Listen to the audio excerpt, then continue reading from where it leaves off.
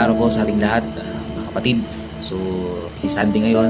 So, hindi ako ngayon nakapagsimba pero hindi hadlang na hindi ako magpasalamat sa Panginoon sa binigay niya ng kalakasan, hininga at biyaya na natatanggap po sa buhay ko, and especially sa araw na ito. Na gusto ko po i-encourage po ang lahat na kahit dumating mga pagsubok sa buhay, laban lang tayo. Ay mayroong mga magandang planong ang Panginoon sa atin.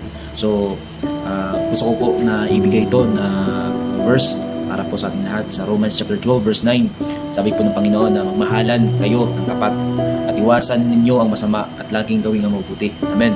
Magmahalan kayo na bilang magkakapatid kay Kristo at maging magalang sa isa't isa. Huwag kayong maging tamad at kundi magpakasipag at buong puso maglingkod sa Panginoon. Amen. Hallelujah.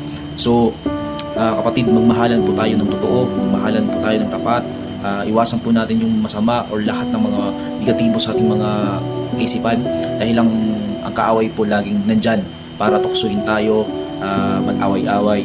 Pero salamat sa Panginoon na laging siya nagre-remind sa atin para matuwid lahat, or yung maiwasan natin, ma-overcome yung mga burden natin sa ating mga puso. So, sabi ng Panginoon, huwag kayong maging tamad. So, kahit man na mahirap na yung kalagayan natin sa buhay, financial man or anong na-encounter natin, pero sabi ni Lord, magpakasipag kayo at buong puso maglingkod sa Panginoon.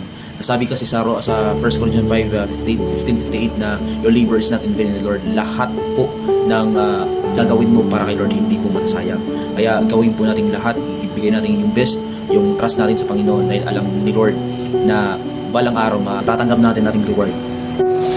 God bless po sa ating lahat.